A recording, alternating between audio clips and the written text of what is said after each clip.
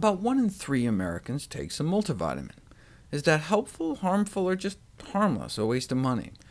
In 2011, the Iowa Women's Health Study reported that multivitamin use was associated with a higher risk of total mortality, meaning in effect women who took a multivitamin appeared to be paying to live shorter lives. But this was an observational study, meaning they didn't split them up into 2 groups, put half on a multivitamin, and see who lived longer. They just followed a large population of women over time, and found that those who happened to be taking multivitamins were more likely to die. But maybe they were taking multivitamins because they were sick? The researchers didn't find any evidence of that, but ideally what we'd have is a randomized, double-blind, placebo-controlled trial. Thousands of people followed for over a decade, half given a multivitamin, half a placebo, and see what happens. And that's what we got the following year, in 2012, the Harvard Physician Study 2. And after a decade, no effect on heart attack, stroke, or mortality. The accompanying editorial concluded that multivitamins are a distraction from effective cardiovascular disease prevention. The message needs to remain simple and focused. Heart disease can be largely prevented by healthy lifestyle changes. They did, however, find that for men with a history of cancer, the multivitamin appeared to be protective against getting cancer again, though there was no significant difference in cancer mortality or cancer protection in those who've never had cancer before. Still, though, that's pretty exciting.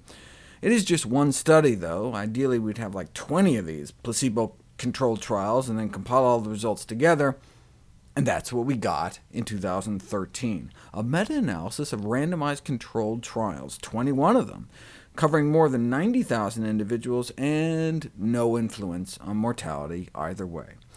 Some found more cancer mortality, some found less cancer mortality, but all in all, it was a wash.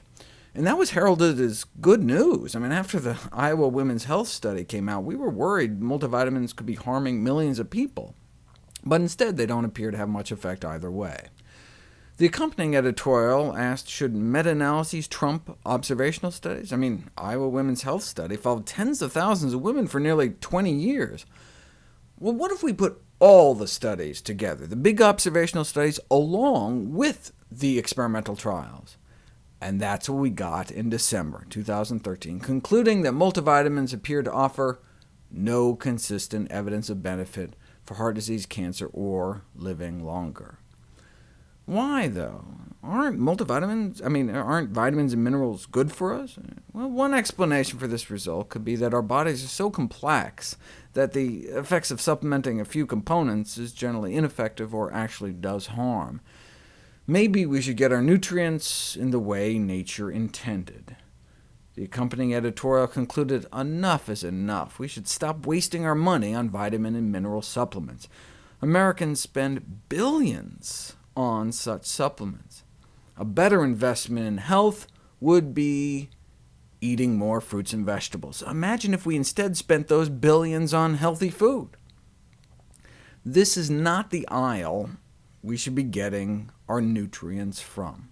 With the money we save on pills, we can buy more of the best multivitamins on Earth.